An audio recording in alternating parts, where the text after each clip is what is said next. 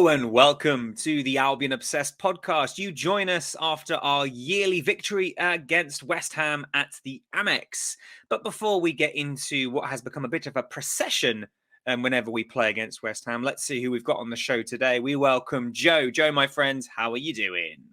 Hello, mate. Oh, absolutely bloody fantastic after yesterday. It's been such a fantastic weekend. I'm on cloud 9, could even be cloud 10, maybe even 11. I don't know. I'm just very happy, Tom. How are you? There's some pretty high clouds there, Joe. Yeah, I'm doing all well, thank you, mate. Doing very well. As you say, the football yesterday was majestic, and it's put me in a very good mood too. We also welcome back Kurtis' friend. Kurtis, how are you doing, my friend? I mean, grand. And just to echo a lot of what you both were saying there, I'm just feeling very, very good, very positive, very, very happy, and I'm looking forward to discussing the game last night. Yeah, it's always good fun to come on a pod after we've won, but not only after we've won, but when we've won so convincingly. And of course, we'll dive into all of that in a minute. But there's some pretty important pre-match stuff we've got to talk about. The first of which, Joe, is the news that Moises Caicedo, a man who we were all, perhaps even still are, convinced is going to be off in the summer, has signed a brand new contract. Now, I was really surprised to hear this, especially after everything that happened in January, and even more so that apparently this new contract does not have a release clause, which is massive. Joe, do you think this is Moises committing his long-term future to the club, or do you think this is a way of the club ensuring they get a sizable transfer fee if and when Moises departs? I think it covers all bases. I think it puts the club in a really strong position, obviously. The fact that they've added a clause at the end of the contract to have the option of an extra year, that might tell you that maybe he is committing his long-term future to the club. But I don't know if that's just in there if he runs the contract down and we say, oh, let's not let him go for free. A little bit like a Basuma situation, but that's a long way in the future. But as I say, it puts us in a really strong position. If anyone comes in for him in the summer, it's going to be astronomical to prize him away. Thank God he's not on his £3.50 and a packet of crisps anymore. Probably more like £10 a week, which is brilliant for the young lad. But it must be a sizable deal, Tom, for that turnaround of shift in mentality, I guess. It's clear that he was wrongly advised by his agents to put up a statement like that. Every single person in the footballing world thought he was gone at that point, and here he is playing probably one of his best games I've seen him play. So he's clearly still committed. And it's just really, really fantastic. And how good it was, Kurtis, that we got to react to it live on Friday when we did a little live stream. And we put out our reaction video on social media, which was greatly received. And yeah, like how lucky we were. Like, it's just mind blowing. I'm still mind blown by it, Tom. It's as I say, puts us in such a strong position, and also tells the other players that we mean business here. It certainly does, Joe. I mean, as I say, it was a huge surprise, really came out of left field. And Kurtis, do you think that the upward trajectory of the club, the fact that we're fighting for Europe, will be a big point for Moises to say, you know what, we've got lofty ambitions, stay with us and let's see what we can achieve? Yeah, I think it will be like that for most of the players. You know, the ones that are nearing at the end of their contracts and maybe thinking about moving on. But I think we have real ambition for this European run that we so crave. And I think that was a huge thing as to why Moises decided to sign back on, because that seems doable and definitely possible this season. So, to have him along for the ride is fantastic. It certainly is, and I know we'll talk about it in more depth in a short while. But as you've said, Joe, Moises Caicedo's performance yesterday was, people often talk about Declan Rice being, a world-class centre midfielder. only once, well, I would say two centre midfielders looked world class on that pitch yesterday, and one of them was Moises Caicedo, and the other one also did not play for West Ham. But more on that in a little bit. Let's talk about the starting 11 then, Joe, because there was a big shock. Or was it a shock, really, Joe? Let's talk about Jason Steele. Robert Sanchez has kept nets for Brighton since the dropping of Matty Ryan, 2-3 years ago now? Time blurs into one. Ryan departed. Sanchez was number one. That was it. And now Roberto De Zerbi seems to have flipped that on its head. Jason Steele has performed really well for us in the Cup. He's been a fantastic servant for the club. He did an interview a few weeks ago when he renewed his contract, and he said even though he was in his 30s, he was still learning things under Roberto De Zerbi, and he's played his second Premier League game now. But how surprised were you to see Jason Steele on the team sheet for a Premier League game? Yeah, I think I'm probably going to give you quite a boring answer here, Tom, and I do apologise, viewers, but I honestly think that the only people that think it's a bold call is us fans. Roberto De Zerbi sees them every single day in training. He knows what he's doing. He knows who suits his play more, and that was the comment that came out after the game, that Jason is closer to how Roberto wants to play. And if that is the case and he's performing well, it's the same as any other position. If you're underperforming, and if there's some unhappiness from the manager towards how you're holding yourself on the football pitch, and it's not to say that Robert Sanchez has been rubbish, because he hasn't. But if the manager decides he wants to play you, he's going to play you. And as I say, that the only person or people that think it's going to be a big call is us, because it is sort of unpredictable or surprising. But Roberto De Zerbi knows his squad, and I think that's really important. Kurtis, were you surprised? Yes and no. I mean, I feel like he's been playing very well, and I actually thought it would be a matter of time before he was rewarded for the efforts that he puts in, because every time we hear Roberto speak of him, he speaks incredibly highly of him. So I thought, to be honest, there would be maybe, I didn't think it would be like a West Ham. I thought maybe it'd be like a Bournemouth or a Nottingham or one of those other teams. But I'm so happy he got his chance, and he did so well.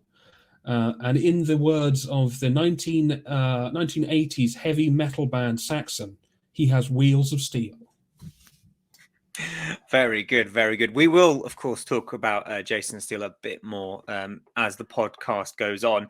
But there was also another special mention we need to talk about in the starting 11, and that was Adam Webster, Joe, getting his 100th Premier League appearance for Brighton. He's had a bit of a sort of up and down career at Brighton so far, been blighted by injuries quite a bit. But his form recently is starting to get back to what we saw around Christmas last season, where he was almost undroppable. What have you made of Webster's Brighton career so far? I love Adam Webster. Through all of the turmoil he's gone through, like on the pitch, where he's not been performing very well, and people have got on his backs, and to come back and perform like that against West Ham yesterday, and even in recent games where he's played, I think he's been fully back to his best. And I really hope we see that, because a fully fit, flying Adam Webster and Lewis Dunk together, attacks are going to really struggle to get through us. And it showed yesterday. There was a few times that he put a tackle on Danny Ings. There was one really strong tackle on Danny Ings where he wins the ball, and it sort of shook Danny Ings up a little bit. And we were all worried about the Danny Ings hoodoo against Brighton.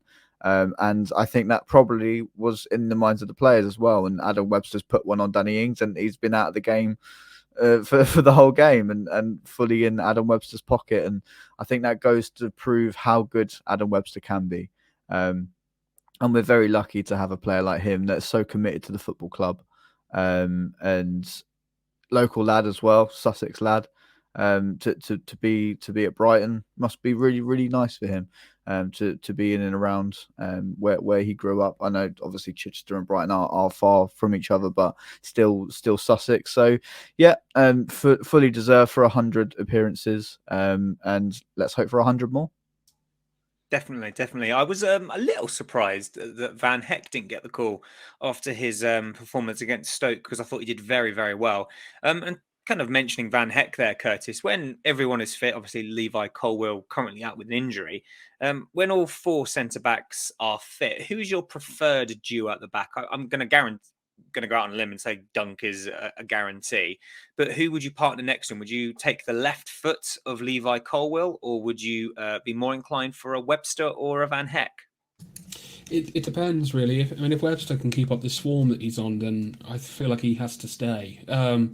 But it's going to be tricky. And I know that Zerbi said he wants to give Colwill some time in the under-21s just to get his match fitness up, and I feel like that would be really important for him. And there's reports that we want to get Colwill. I know that much, and even if that is just on another year or whatever. But I feel like De Zerbi wants to use him, and like I said, it all depends on form. But I'd like to see Colwill get some game time in the league as well. But again, I feel like we should stick with Webster whilst he's on good form. No arguments there. So the match begins. I think it was a bit of a sloppy opening, maybe 10 minutes from both sides. Joe, we talked about in the Stoke game about mishit passes, and some of that did start to feed in to the opening 10 minutes or so.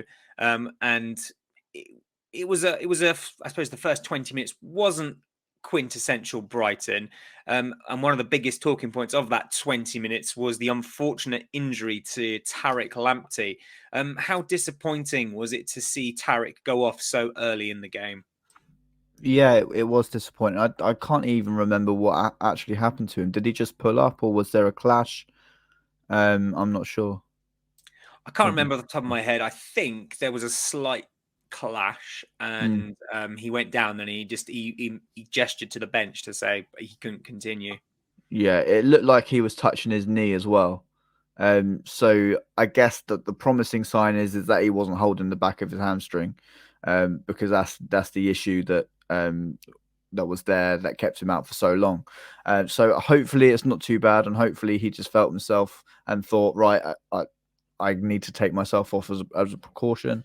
But always going to see Tariq Lamptey go off. I absolutely love him. And we spoke about whether you choose Lamptey or do you choose Veltman in the group chat yesterday. It's so good to have that option. And they both bring something different to the side. And I thought Tariq Lamptey was doing okay up until he went off. It's not much of a period of time in the game to go off of, but I thought he would have had a really good game if he did carry on. But good for him to say, look, I can't carry on, and let's get myself checked out.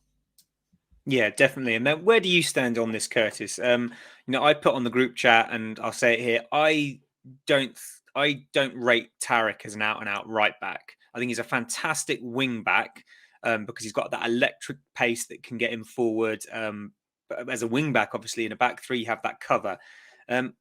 I don't know if it's just because obviously Estupinian on the left loves to get forward, and Estupinian's in just ridiculously good form at the moment. But I always feel a little bit more secure with Veltman playing at right back because maybe he's got that more defensive nous than Tariq does. So where do you stand in our right back situation? I suppose it's a good headache to have whether you choose Tariq or Veltman. But if you, Curtis friend, had to choose to start in a back four, both being fit, who would you go for? I think I'd go Veltman every time, if I'm brutally honest. Love Tariq, but I completely agree with you. I don't think he suits that left back thing. I just feel a lot more comfortable when we have Veltman back there. Like, I'm never in any sort of worry. He's just always in control and stuff. So, like, I was not worried as when Tariq went off. I knew that Veltman would put in such a great shift. So, but like you say, it's really good to have that thing where you're like, I don't know who to choose, but they're both so good. But yeah, I think for me, Veltman every time. I think the Yeah. great thing with Veltman as well, Tom, is his versatility. And if he's playing in that back four, then the Stupinian can move forwards into a wing back position. We can operate a back three if needs be, and Solly can drop into wing back on the right hand side. So I think, given that he offers so much more tactically, again, nothing against Tarek, but we know that he's very much sort of a one type player. I would agree with Kurtis that it would need to be Veltman every time, and get that man on a new deal right now, please. Yes, please, Brighton have Albion. That would be lovely.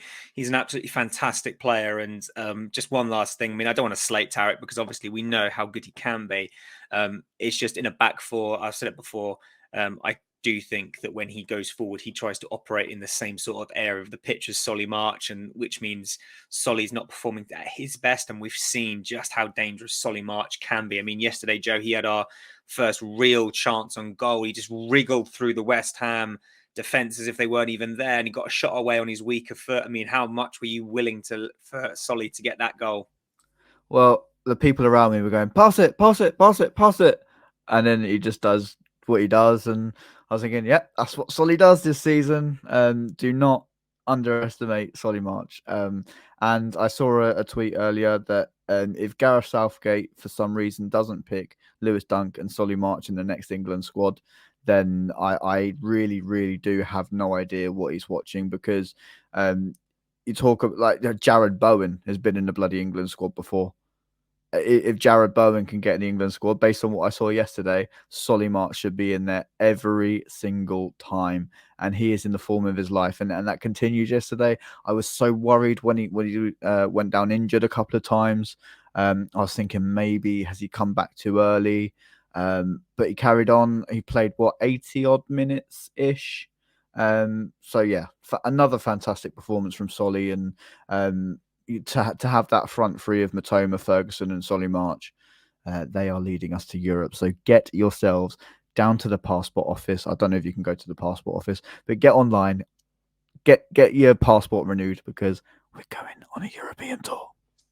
I do hear it's actually cheaper online than it is going down to the post office. I think you do it to the post office, but apparently it's cheaper online. So, the more you know. Yeah, I think in regards to Solly March for England, he does have a slight perhaps advantage in that he has played for Southgate before at youth level, I believe. So that could possibly factor in. But no, 100%. He's in the form of his life. He's had more take-ons than I think any other player in the Premier League. I think him and Marcus Rashford are pretty neck and neck at the top of that list. But Tom, I thought that he wasn't even League One level. Apparently not. I think, I mean, we've said it so many times on this podcast, Solly March under Roberto De Zerbi is a different animal. And long may it continue. And he had a big contribution to what led to our first goal. But before we even get onto the penalty, let's talk about the interplay. Because one of the first things I said when we started talking about the game was, it didn't seem like a quintessential De Zerbi performance. But you want to talk about quintessential De Zerbi? The build up to that penalty. My goodness, the play at the back was ridiculous. Steele, defenders, the midfield. It was beautimous. It was just, it was lovely. I mean, we will talk about it, but some of the football we saw yesterday, oh, damn. It was beautiful. So the interplay that led up to March's cross, just chef's kiss, because it was delightful. And then Solly March cuts in, puts the cross in to Matoma. The West Ham defender completely makes a hash of it. Matoma comes into the box and Bowen bowls into the back of him, going down. Kurtis, never in doubt, even though the West Ham players did appeal somewhat, but a stonewall penalty. I mean, as you say, it was just bellissimo, Thomas. Bellissimo. It was wonderful. Like everything. I mean, Steele's distribution yesterday was fantastic, by the way. But yeah, as you say, we a lot of the fan base is so quick to focus on just the singular act. But you have to look. Just the passage of play, as you said, was mesmerising at times yesterday. It was fantastic. But yeah, we did everything right, and that was just a stonewall pen. I don't know what people were complaining about. I suppose from a West Ham's perspective, you've kind of got to complain on the very slight off chance that the referee might change their mind. I suppose if you don't complain, the ref's like, yeah, they know they've done wrong. Yeah, but hear me out. Yeah. They're wrong. Yeah, I mean, really quickly on the ref, Joe, because I think the only time I'm going to mention the ref today, I said in the group chat, I've just realised something. This is the first time in weeks we're not going to be talking about a terrible refereeing performance. Joe, ref got everything right yesterday. Yeah, when they get it right, they deserve the praise. And you know, we're not sat here to talk about refereeing performances. We're sat here to talk about Brighton and Albion Football Club. And the perfect refereeing performance is when you don't even notice they're on the pitch, and that was exactly that yesterday. The fourth official, the linesman, that they got everything spot on. So yeah, fair play to them. That's the only mention they're going to get, which shows the sign of a good officiating performance. Joe, I've got a bit of a worry. Whenever Brighton step up to take a penalty, I almost have to look away because I don't feel confident. But Alexis McAllister, who is now, I believe 4 for 4 this season, steps up and he puts in an absolute beauty of a penalty. The first goal he has scored in the league since returning from the World Cup. How happy do you think he'll be with getting back on the score sheet? Yeah, exactly what he needed, I think. The last couple of games, he's been close to scoring, especially against Palace. He had so many chances that he should have killed that game by himself. He probably should have got 5, to be honest. Let's hope he can get 5 when we play him in a few days' time. But yeah, no, perfect from Alexis. Exactly what you want, composure. If you want composure, you want a man that's won the World Cup several months ago. So yeah, perfect from him. And really, when he was stepping up, there wasn't any doubt in my mind he was smashing that ball into the back of the net. Easy for me to say that now that he did score it. Obviously, I was praying at the time that it went in, but I was confident, and yeah, really good for him, and hopefully he can push on. Yeah, very much so. I think that's his 8th goal this season, which is fantastic. I mean, recent seasons, I should say, we have struggled to score goals from over the pitch. So a really good goal return so far from Alexis. So let's swap then to the other end of the pitch then, Kurtis, because I think on the rare occasion that West Ham did go forward in that first half, they didn't actually have a shot in the second half, I believe. But in the first half, Jason Steele had to make, 2 quick saves. West Ham broke with pace, which was probably the only danger that they carried. But Jason Steele, alert to the danger, makes 2 fine saves with his feet. Just how much confidence will that give him? I mean, we'll say, keeping a clean sheet in what it was his second league game for the club must make a huge impact on his confidence moving forward. Absolutely, it's just going to push him and drive him to do better. And I've seen a lot of people online sort of worried about sort of Sanchez's mentality after this and whatnot. I think healthy competition is a very, very good thing, and I think if this is going to push Sanchez to be better and vice versa, that pushing each other, I think this is just going to be a fantastic thing. And again, what a position we're in where your manager's like, oh, they're both really good. Who do I choose? You know what I mean? So, yeah, I'm so happy for him. I'm so immensely proud of him to see how far he's come. And yeah, I hope to see him in more games. Anyone worried about how Sanchez reacts, you just got to watch the footage online of after the game. There was a really nice moment where Jason Steele and Robert Sanchez embrace at the full-time whistle, and that shows the goalkeepers' union. They talk about it so much. It's been spoken about by so many goalkeepers that we've had before, David Stockdale, Matty Ryan, and that seems to be the case now. And I've got a theory about Jason Steele. He only plays league games against clubs in claret and blue. His last one was Villa. Yeah. I mean, just really quickly, talking about ancient history, one of the things that fans were very critical of in the Matty Ryan era was that he didn't have any competition at the time. Obviously, it was Ryan, Button, and Steele. Obviously, Steele's now vying for the gloves into his 30s. That was the criticism, that Matty Ryan never had any real competition, and it made him sloppy. And you could say that perhaps of Bobby Sanchez, because perhaps Potter didn't rate Jason Steele very much. And as we say, Sanchez hasn't been terrible by any stretch, but obviously he is prone to a mistake occasionally. Obviously, we dropped points because of a clanger a few weeks ago. I mean, these things happen as goalkeepers. We understand they do, but when other players across the pitch put in poor performances, they often get dropped because you have other midfielders, other defenders, other wingers who can kind of step up and take their place. And I think Brighton have not had that in the goalkeeping department. So it's, as you say, Kurtis, it's good to breed competition, and hopefully both Steele and Sanchez will now up their game, because if Jason Steele now feels that actually, yeah, I can compete for the gloves, that will make him push. And if Robert Sanchez feels like he's actually got competition, then he'll hopefully go, I need to keep pushing. So it'll be a really interesting discussion to have at the end of the podcast, who we feel keeps the gloves for the next match. But more on that. Just point out Jason Steele's mentality, Tom. A guy that went through a really, really rough time at Sunderland. If you haven't watched the Sunderland Till I Die podcast, there's a lot on Jason Steele on that if you want to learn more about the man. But how long has he been with us? 4 seasons? 3.5 seasons, maybe? Correct me in the comments if you do know. But as you say, like, he was behind David Button at one point. He was behind Tim Krul. He probably thinking that there's no way that I'm going to get the gloves here. And to keep, like, to stay at the club, and now to be 32 years old, literally fighting for your chance to play possibly in a really good run in the FA Cup as well as the league, with a team fighting for Europe.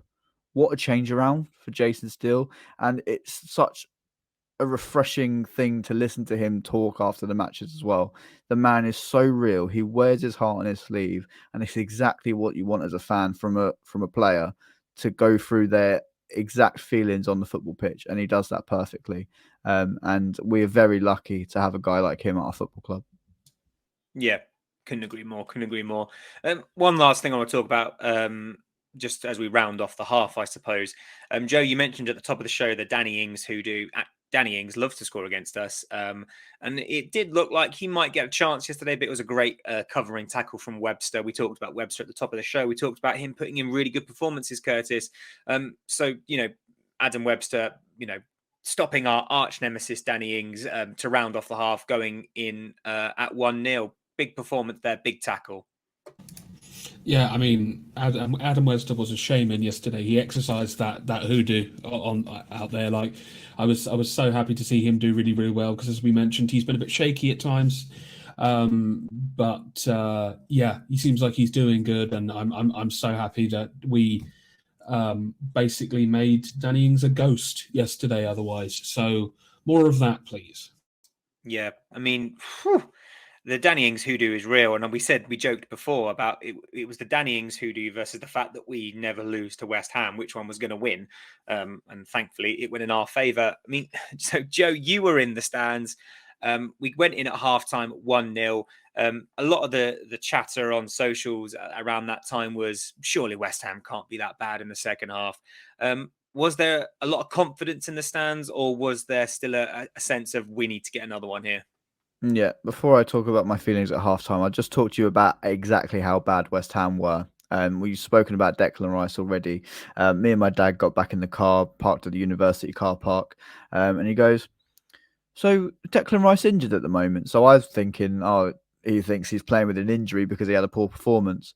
And I said, well, no, he's okay. And he went, oh, well, where was he then? I said, Dad, he was on the pitch. Like, he literally didn't notice Declan Rice on the pitch. And to be honest, that was the feeling at half time. It was, look, these are there for the taking. They have been so poor. Yeah, they have had a couple of flurries forward, but nothing really that panicked us. And as soon as I'll come back to Jason Steele, as soon as he made that first save, the confidence in the stands just went up. And that was so important for him to get that first touch and to get that first save. And it probably made the back four feel a bit more confident as well. And the confidence was just growing and growing and growing. And the confidence grows even more when you score from a corner. Yeah. Yeah, Brighton and Hove Albion, do not adjust your headsets. Brighton and Hove Albion scored from a corner. Yes, the second half started just as the first half ended. It genuinely felt sometimes like it was Brighton playing with 11 and West Ham were playing with 10. They were chasing shadows. West Ham were just appalling. Let's put it out there. That's not to take away from how good we were, because we made them look appalling. And as we talk about just really briefly, Declan Rice, people often laud him as a £100 million midfielder, one of the best in the league. But actually, it was Moises Caicedo, Alexis McAllister that bossed that game. And they changed shape. They went from a double pivot to a single pivot, back to a double, and West Ham just didn't know how to cope with that.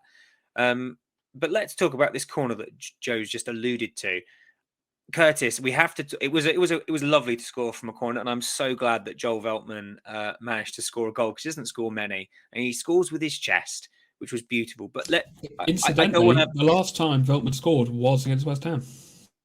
Well, there you go. Another lovely little factoid. And I don't want to take anything away, because it was a lovely corner, great flick on from Alexis McAllister. But how bad was that defending? Veltman's right on the keeper, and the keeper's just letting it happen.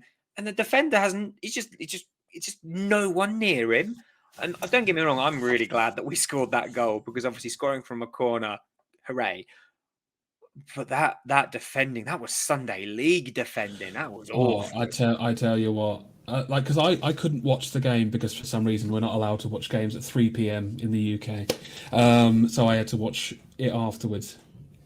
But I saw it, and I was like, they do know he's there, don't they? They do know that Veltman stood right there, and I was like, there's literally nobody around him. And then just to see Veltman do this and then that, I was like, are you joking me?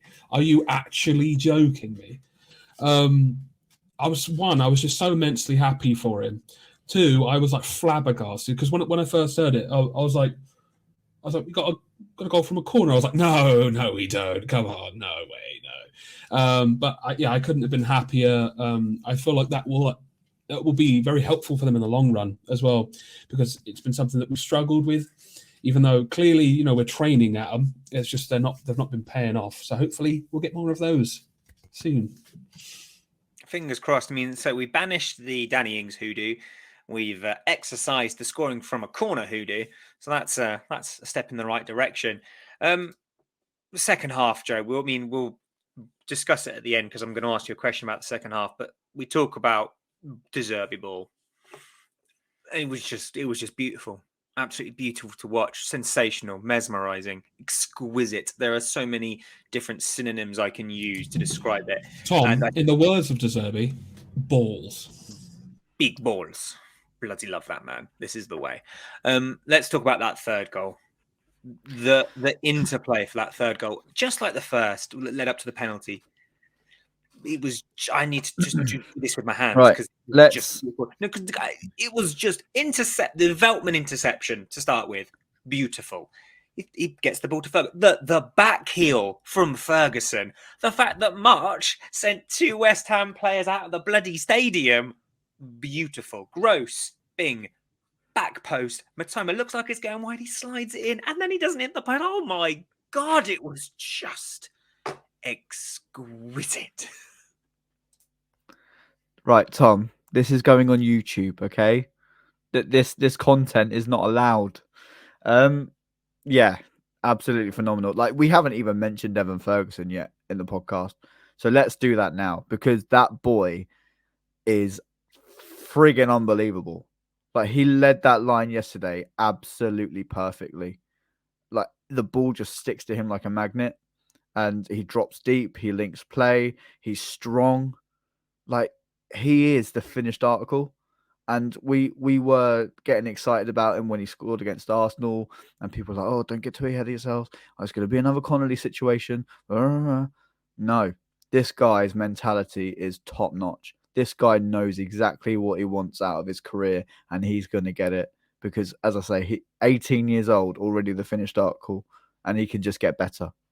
Just so good from the young lad. And that flick through to Solly March, and the West Ham players got sent to the beach.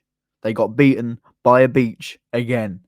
You got beaten by a beach. Seagulls, pecked your eyes out. But yeah, there are no words to describe the football that we play.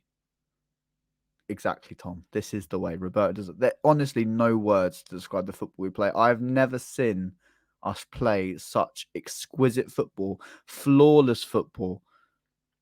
And we talk about the Stoke game, and there were a few cobwebs, a few rusty passes here and there.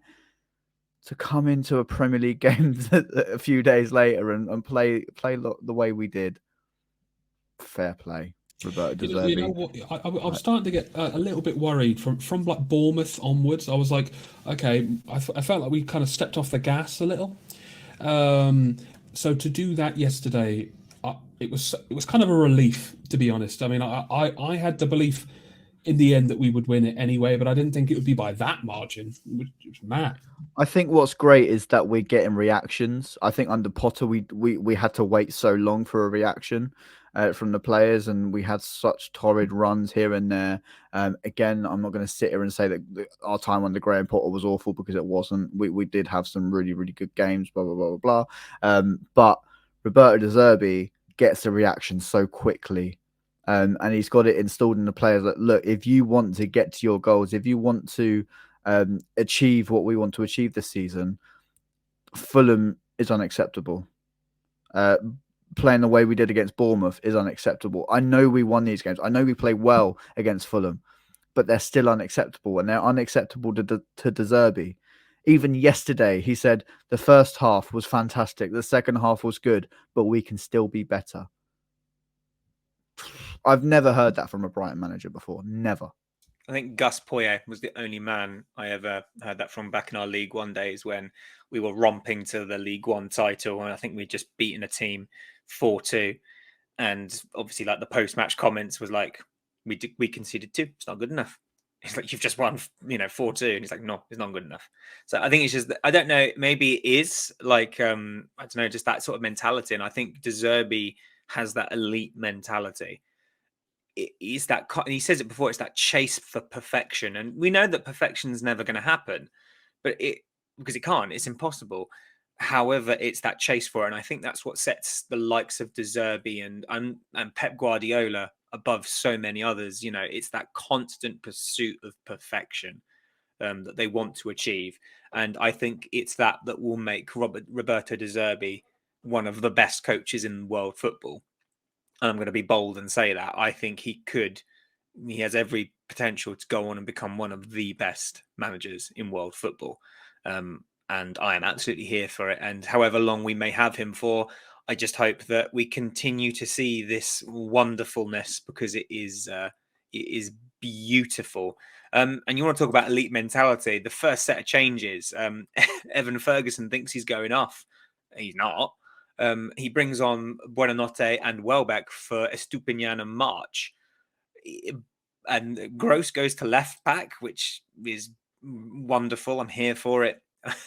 But Joe, what a bold move. I couldn't believe what I was seeing.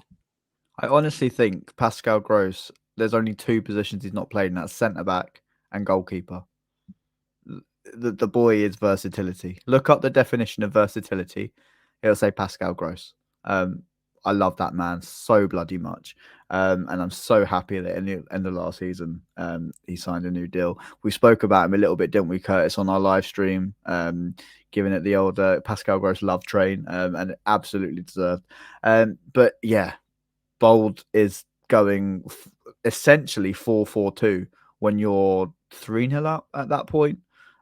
So, like, yeah, it explains Zerbi to a T. There's not much more I can say on that. It's like, yeah, fair play. Yep. And as I say, I keep saying that I'm absolutely here for it. I mean, eventually Evan Ferguson did give way, and we perhaps haven't given him the plaudits he deserved for that game yesterday, Kurtis, because it was sensational play from Evan Ferguson. Joe's alluded to it, but the ability to come deep and then to get in behind at times. He mixes up his game so well. I've been having a little Twitter disagreement this afternoon with a Newcastle Thomas, fan. surely not Thomas. You? I know. I do love a bit of a disagreement. I think I find it keeps my mind sharp. I had a bit of a Twitter disagreement with a Newcastle fan who thinks that they can get Evan Ferguson for £10 million. And delusional isn't even the word, Kurtis, but less about that delusion and more just about how fantastic Ferguson was. And, Joe's had enough now, audio listeners, he's had enough. Mitoma and Ferguson gave way for Sarmiento and Enciso yesterday. But Kurtis, really quickly, how fantastic was Evan Ferguson yesterday? I mean, I so wish he got a goal. It really just rewarded that performance, because he just was excellent. He just held up the ball. He was so unselfish as well, which was fantastic to see, because you see some of these young talents that get the ball and they just really just want to, all they want to do is score, but he was like feeding the ball to everyone, and oh God, he's just a perfect team player. And we're so very, very lucky to have him. And I mean, obviously there's going to be people out there that are complaining that he didn't score and everything else, but I'm glad to have a player that can do a bit of everything. That's willing to pass out and assist things, and it's just so fantastic. You see how important Harry Kane is for Spurs at times, and that is exactly what Evan Ferguson gives us. There are games where Harry Kane doesn't score, but he's so influential to the attack. And yeah, to have a player like that, as you say, Curtis, it does a bit of everything. Like, he was dropping deep to receive the ball from Lewis Dunk and Adam Webster a few times. Like, that is ridiculous from a striker. And then to be up the other end when Mitoma's run it down the pitch, the work rate is second to none. And he's quick as well. I think sometimes, you forget how quick he is. And I think, Johnny Cantor said as much on, BBC Radio Sussex. He said that actually over like a short distance, he's pretty quick. I think it's because he strides. He strides like a gazelle. He doesn't run. He's just got very long legs. That's what I think it is. I mean, we've been crying out for a Murray replacement for years. And it looks like we've got one. And, the fact that he's still a young man, he's still got so much to learn, bodes very, very well. So yeah, fantastic game from Tom, him yesterday. You mentioned Murray, and I'm going to say this, but I don't mean it, but you don't mention Murray anymore. And the reason I say that is because a man, a myth, a legend was at the game yesterday. Before the game, they interviewed him pitch side. Leonardo Ulloa, it was so special to see him back at the AMEX, and I'm so happy that you got to see us absolutely thump West Ham 4-0 in the Premier League. And those players of the past are such a massive part of where we are today, and they are all part of the journey. So how good it was for the club to sort of recognise him, and he got to sort of clap the fans. I don't think we really got to say goodbye when he left on loan. So yeah, so good to see him. Yeah, definitely. Thanks for bringing that up, Joe, because I think, as you say, a huge part, that second season in the Championship with Ulloa, Orlandi, Spanish Dave, absolutely magical times. And for a long time, Leonardo Ulloa was our record sale to Leicester for about 10 million, 8 million, something like that. How times have changed. You talk about Kurtis, the young guns, and always wanting to score. Well, we finished the game with a fair few of our young guns on the pitch, the likes of Enciso, Sarmiento, Buonanotte, and it was the former Enciso that I'm going to talk about, because he almost made it with an absolutely exquisite curling effort that was heading to the top corner, and it took the West Ham keeper to make a fingertip save to push it on the bar. How special is Enciso's first senior goal for the club going to be? Because the fans seem to absolutely love him. I feel like he could have, but he could potentially be. Do you remember when Basuma would score? It'd always be some mad screamer from like the midfield. That's what I feel like it's going to be for Enciso. Like when he starts scoring, it's just going to be some mad thing. There's me earlier on talking about like selfish players. I'm not saying like Enciso's a selfish individual or whatever. And I think it's good that we have players that want to take those ambitious shots and things like that, because goals can come from anywhere, seemingly. So he has just oodles of potential, and he's so young. He's so young as well, and he has so much heart and drive, and he's so quick and everything. And just the future is bright for Brighton and Albion. And you're right. When that goal finally goes in for him, it's going to be something special. Or it could be just like the most cheesy little, just scraped in goal. We'll see. We will see. I mean, Joe, we're bodying West Ham 3-0, and Brighton bring on 3 South American wonder kids. I mean, you want to talk about swagger. To me, that's swagger in abundance. And it was one of those wonder kids that I suppose got the assist for our fourth. Buonanotte feeds it into Welbeck. Welbeck, just powerful drive from the edge of the box, makes it 4-0. You guys in the North Stand must have been absolutely bouncing. I can't tell you how bloody good it was, Tom. Just to mention Buonanotte, we mentioned it on the live stream, but I'll mention it again. 18 years old, just turned 18, got called up to the Argentinian national squad senior team, a team that have just won the World Cup 4 months ago. He's going to be playing alongside Lionel Messi, Angel Di Maria, Alexis McAllister, of course.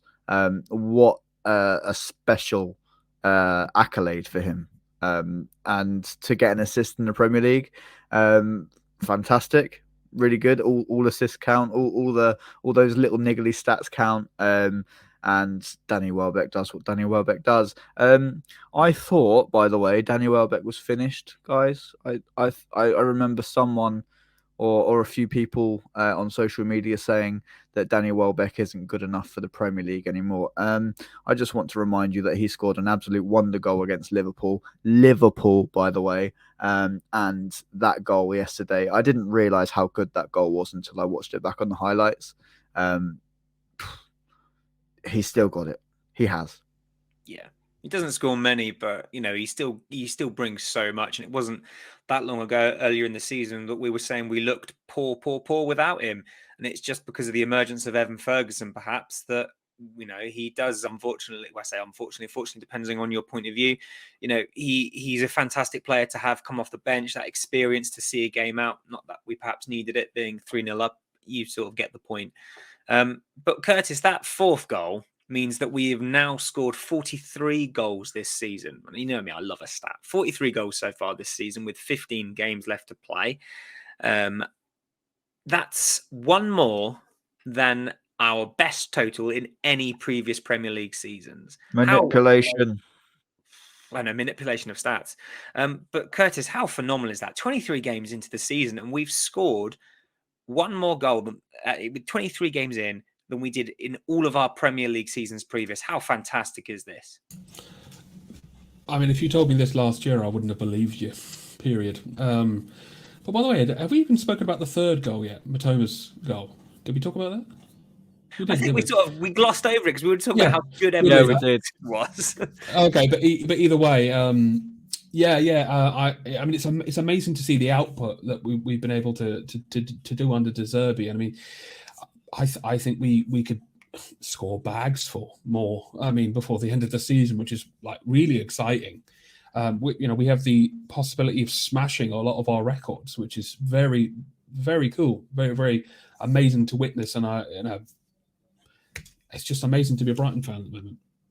Yeah, really, really exciting. I love that there's so much good stuff to talk about on this podcast that we've literally glossed over the fact that Matoma slid in to be fair, Pascal Gross. I did give a blow-by-blow account of what.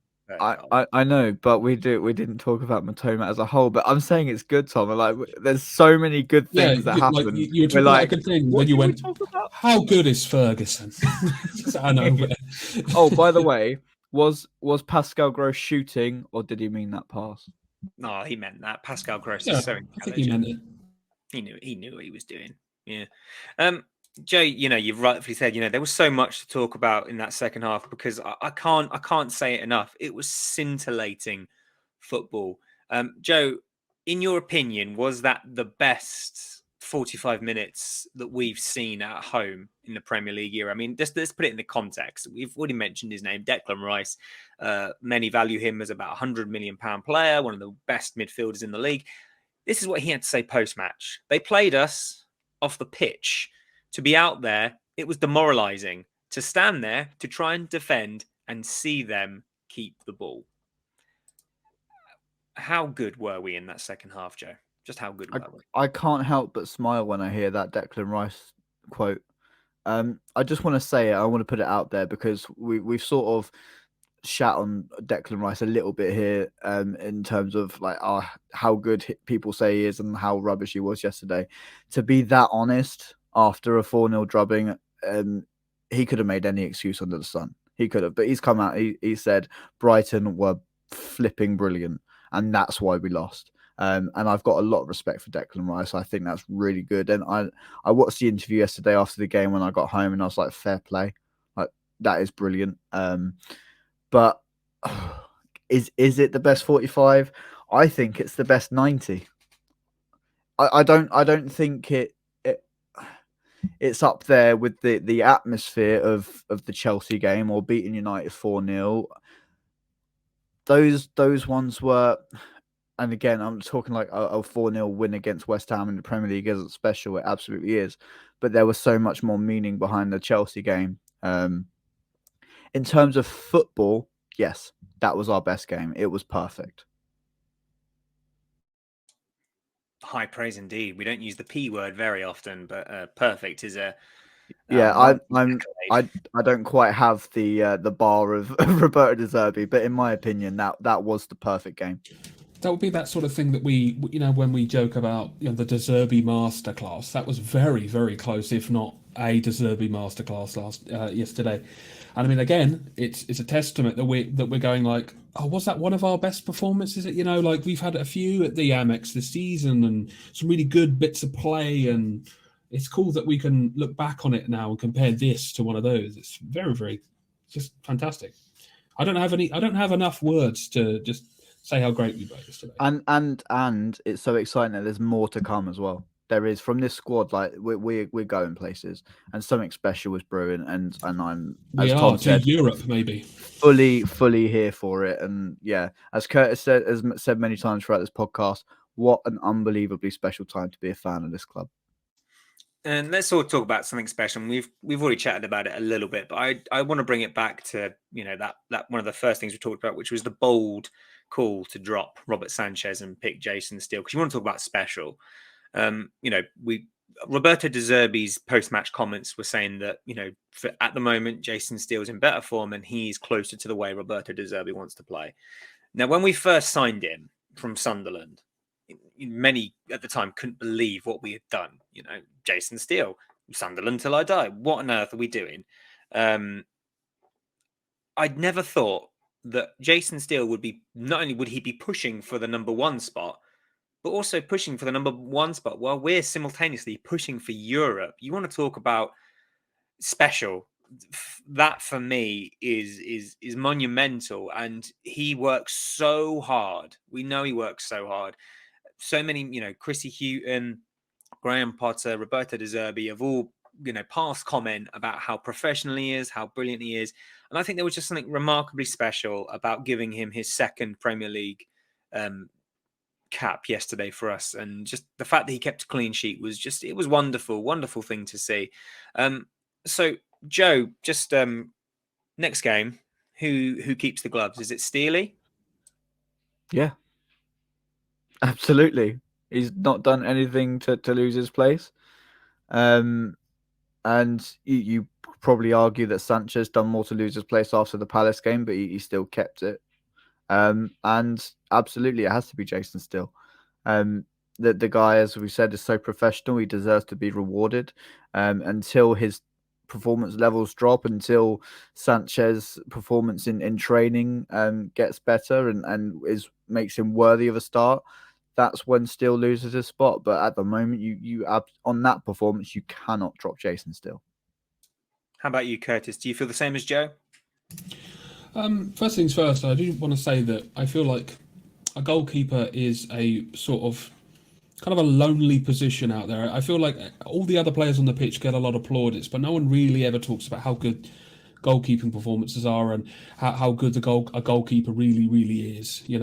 We talk about the goals and the midfield and everything else, but I think we have to just talk about how solid Steele was yesterday, how solid Sanchez can be as well, And again, as I've mentioned, I feel like healthy competition fosters fight, it fosters fire. So in my opinion, I think Steele keeps the gloves, and maybe even Sanchez plays in the cup game. It's just my opinion. No, I think that's the most logical thing. He's done nothing worthy of being dropped. So, you don't change that winning team. I suppose now, guys, it's time to pick our players of the match. Tough one, considering the amount of fantastic performances there were on that pitch yesterday. But Joe, I'm going to come to you first. Who stood out for you? Who was your player of the match? Now, I would absolutely love to give it to Jason Steele. I really would, but I'm not going to. I'm going to give it to young Evan Ferguson, because, as I say, he ran that line so professionally. It honestly was like having the best striker, or one of the best strikers in the world, up there leading the line. So intelligent, everything perfect. There wasn't any times where I was saying, "Oh, for God's sake, Ferguson!" Like everything was perfect. And as Kurtis said, it would have been so good for him to cap that performance with a goal. But everything else he'd done, he was so instrumental to so many passages of play that got us our rewards. And so I'll give him the reward of the Joe Sayers Albion Obsessed Man of the Match. There you go, Evan. How about you, Kurtis? Who was your player of the match yesterday? Tricky because there's quite a few players I could give that to. I thought Matoma had a great game down that side. He was running them ragged down there. I'd probably like to give it to Caicedo. You know, he looked really refreshed out there. He looked up for it. He had a lot of fight. Made some like key interceptions and things yesterday. But I agree with Joe. I mean, I could have easily given it to Ferguson as well. But again, it's that luxury we have that I could give that to any few players out there, really. So, but I would have to give it to Caicedo, I think. What about yourself, Tom? I'm right there with you, Kurtis. I thought Caicedo put in a world-class performance yesterday. I thought he was phenomenal. I think the bit there was loads of fantastic bits of play in that game, but the bit that really just made me go, wow, was in the second half. We were playing it out from the back. Steele passed it to Dunk, and then Dunk passed it back to Caicedo, who I think was just inside our box. And the way he just turned two West Ham players to get us up the pitch, world class. Phenomenal. Can I mention as well, Purvis Estupiñán, easily the best left back we've ever had, hands down. Like we're not spoken about him really on this podcast, and the simple line is Purvis Estupiñán. That's it. That is it. Like we don't really have to at this point because we just know he's usually just always so good, so good. I mean, he struggled a little bit at first, but like. It's almost like overnight he's just become so good for us, and again he's just the guy that always starts for me. He's always on the team sheet. I feel like the World Cup sort of revitalized him. He played really well at the World Cup. He's come back and he's been so bloody good. And as I say, easily up there with is the best left back we've ever had. In the time that I've been watching anyway, that people will reference players from the past, like before I was born, but really is Purvis Estupiñán for me. Yeah, I think the best left back I've ever seen us have before Purvis was probably Wayne Bridge. And obviously, when you talk about the level we were playing at then, obviously you've got to take that into sort of consideration. But no, Purvis is phenomenal. As I said so many times, that performance yesterday was just a masterclass all over the pitch. And I think the only position that isn't nailed down, perhaps, is that right back, because it's just whether you want Veltman or Lamptey. And you know, I think the rest of the team just picks itself at the moment. Sensational stuff. So let's look ahead then, because our next game next weekend, I believe, is against the Leeds United. So Leeds in a bit of a downturn at the moment. They sacked Jesse Marsch, and they've just lost to Chelsea. Who loses to Chelsea? He says, "Oh crap! Why did I say that, man? I'm sorry, boys. I've jinxed it." If you believe in such things. But no, in reality, you know, we're going to go to Leeds, and it's going to be an interesting game because obviously Leeds are in a bit of turmoil at the moment, at the wrong end of the table for them. But Joe, do you see another Zerbi masterclass incoming? I'd like to, but Ellen Road is an unbelievably tough place to go, and I think we'd be kidding ourselves if we didn't say that. We thought it was a nailed-on win at the end of last season when they were fighting relegation, and we were looking okay, and then conceded at the end, and that's what Leeds do. They keep fighting till the end, and especially at their stadium, the fans are always going to push them right to the very limits and right to the final whistle, and we've got to be prepared for that. I think the players will be prepared for that, and we can't be going into that game in a better place. Keeping a clean sheet, scoring 4 goals, So the odds are in our favour if you look at all the stats and go with gambling odds. But I on paper, it's not going to be easy. It won't be. But I do think we'll come away with a positive performance. And if you want the score prediction, Tom, I will go with 3-0 to the Albion, please, with an Evan Ferguson hat-trick. Not asking for much, Ned. Not asking for much, but no, I'm here for it. I love the positivity, Kurtis, as our resident optimist. How do you see the game against Leeds panning out? Yeah, it'll be a tricky one. Usually, always a bit of a cagey one when we go to Leeds. Although I am feeling confident, I feel like yesterday's game will have put a fire under all of them, and I feel like they're gonna feel like they can take something from Leeds, and so do I. I feel like probably a 2-1 win. I'm confident of winning, but I feel like they will score against us. But goal scorers, Ferguson, yeah, and Solly March. I'm loving it. Yeah, I think you're both right in saying that, it will be a tricky game. I know that Leeds will want a reaction after losing to Chelsea. So they are going to want to see their team bounce back.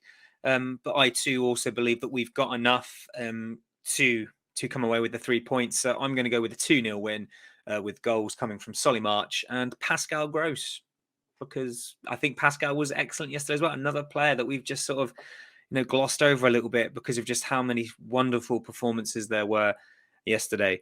But listeners, viewers, please let us know your thoughts in the comments section down below. Who gets the gloves? Is it Jason Steele or Robert Sanchez? Who was your man of the match?